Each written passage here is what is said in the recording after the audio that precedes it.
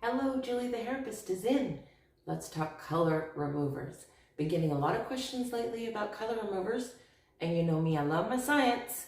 So I'm going to explain the science of color removers and why I do not recommend color removers with exception. There's always the exception. First, let's understand what color removers can and cannot do. In order to understand that, I need to explain to you what color and developer do to the hair so that you'll understand what color remover does to the hair. When you colored your hair, you mixed, or your stylist mixed, hair color and developer and put it on your hair, and it sat for minimum 35 minutes.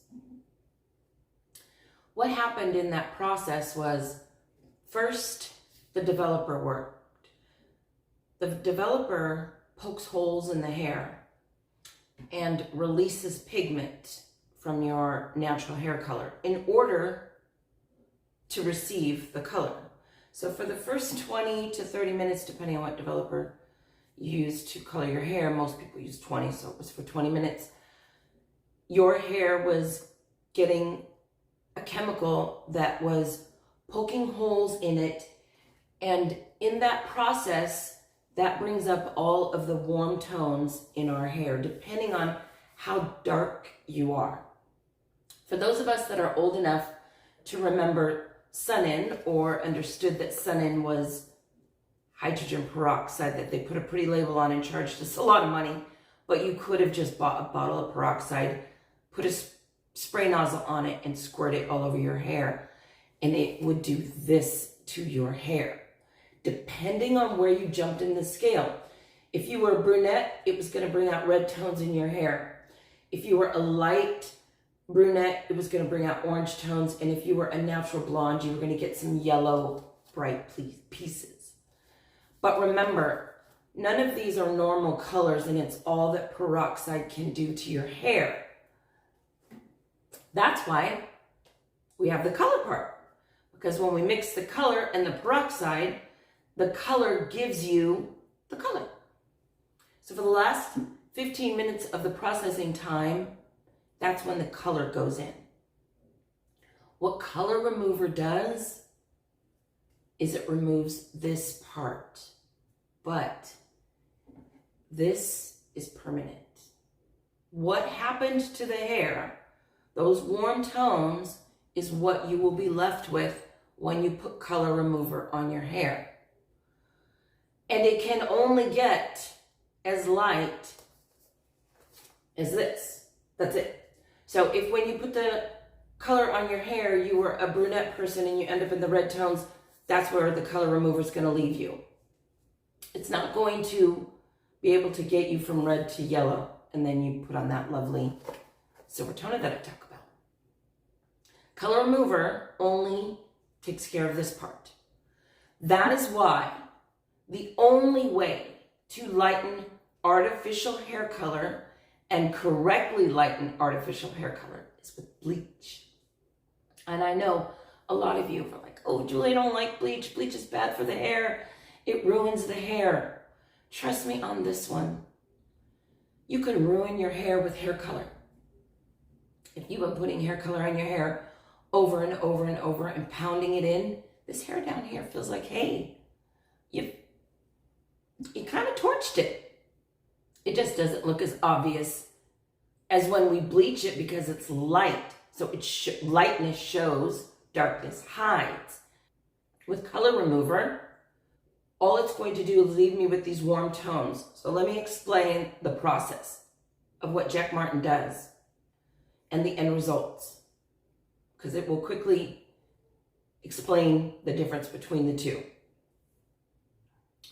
First, we put color remover on all of the artificial color, and it's an entire application. It's not a highlight. So all of your hair gets color remover on it from the line of demarcation through the ends. And that removes all the hair color, and then we're left with this. Once the color comes up to this, we shampoo this stuff off, we dry it, and then we begin the highlight. So now what I have left is, when you came in, you were all this new growth of silver and then old artificial color. And it was a normal looking color. Now when I go to highlight you, this is either going to be red, orange, or yellow orange, because that's all color remover can do to your hair. So I get in here and I pick up the highlight that I want to put in. Those are in packets. What's left out is the red, orange, yellow, orange. So now I need to make that a dark ashy color, so that when I take out those highlights, the background color is all the same color. So I'm going to take this reddy orange color, whatever you came up to, I'm going to make it match this cool color. So this background color is all the same color. For example, me. This dark piece is my background color. The light piece is the highlight. Pretend. I know mine's natural, but we're going to pretend. So with the foils in, we lighten the old artificial color to light yellow, because we're going to tone it to silver so it matches the new growth. The old artificial color, the dark color, it's dark, and then here it's a warm brassy color. And we're going to match this warm brassy color that's outside the foils to this. So now this color is all one dark strand of color, but all ashy and neutral. Then we take the packets out, and now we tone the old artificial color that is now yellow, light yellow, and we make it silver. So now we have a beautiful silver highlight with a beautiful dark background, neutral ashy background color. Then you go home, and like all color, it doesn't matter the color. Permanent, semi-permanent, direct dyes, all color fades. Please hear me when I tell you all color fades. The only color that doesn't fade is jet black that's been applied to your ends 10 times. That's not the same thing that we're talking about. We're talking about hair that was lightened and then we put color on it. Previously lightened hair that has now new color on it will always fade. Even artificial hair color that you just apply one time will get a little lighter as the sun hits it, because you have taken and opened up, remember, poked the holes in the hair and allowed it to get lighter on its own. That's why I said the only one that doesn't is the jet black that's been pounded in there. Everybody else, if you're a brunette, a redhead, all of your artificial hair color lightens to some degree after you put it on. This absolutely happens when you have lightened your hair through bleach or color remover. So when you go home, the yellow that we put the beautiful silver color on, the silver starts to come off and the yellow starts to poke through. But what's worse is this background color that was once a normal looking color.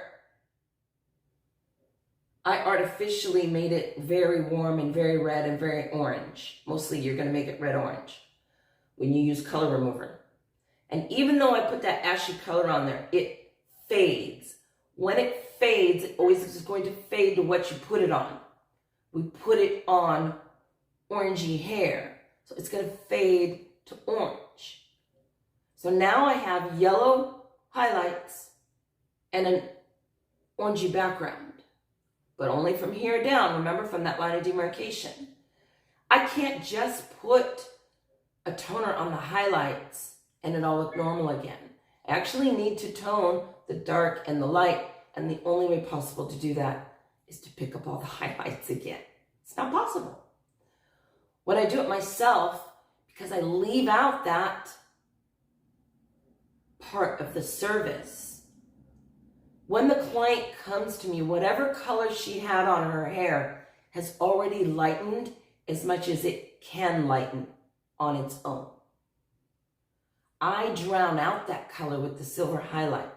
So the only thing that happens when she goes home is the yellow gets the silver highlight gets lighter and goes to yellow.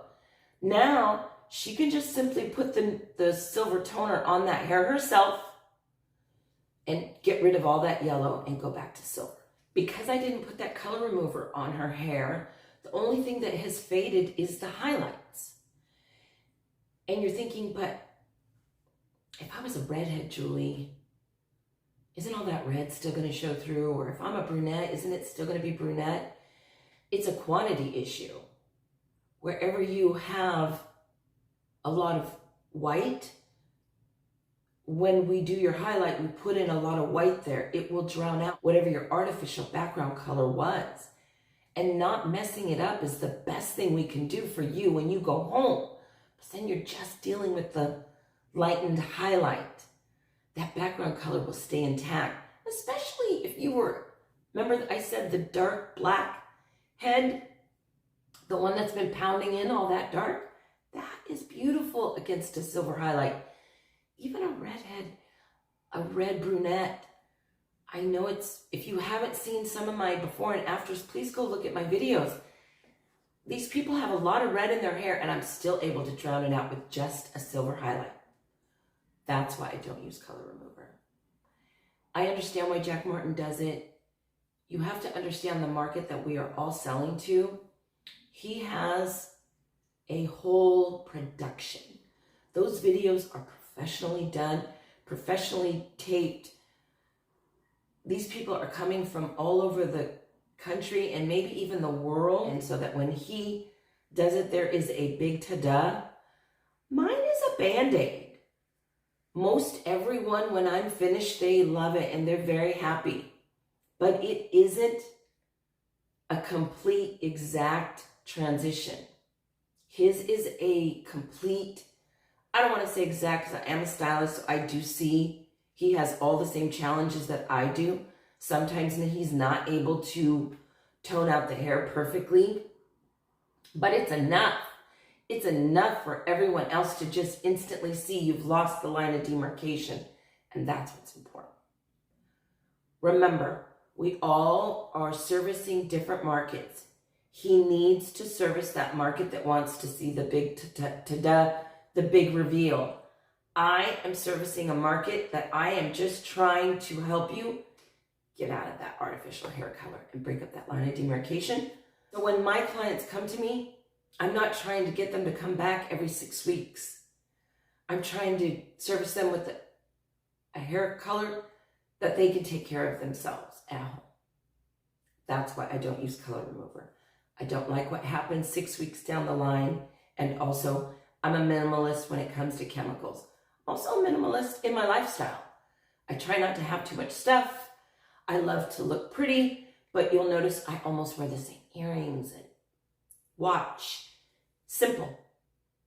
I like it, but I don't want to have to decide 10 different ones every day. It's just easy. Boop, boop, and away I go. For chemicals, I'm a minimalist because I want the client's hair to stay healthy. And the way that I can do that is minimizing the chemicals. When I transition clients, I am pushing their hair all the way to the edge. Make that very clear. When we're removing artificial hair color and taking it to light yellow, we are pushing the hair limits of chemicals. So I try to, when I know I'm doing all that, try to minimize it as much as possible. That's why I don't use color removers. Thank you for your support and watching my videos. From Julie, the Hairapist is out.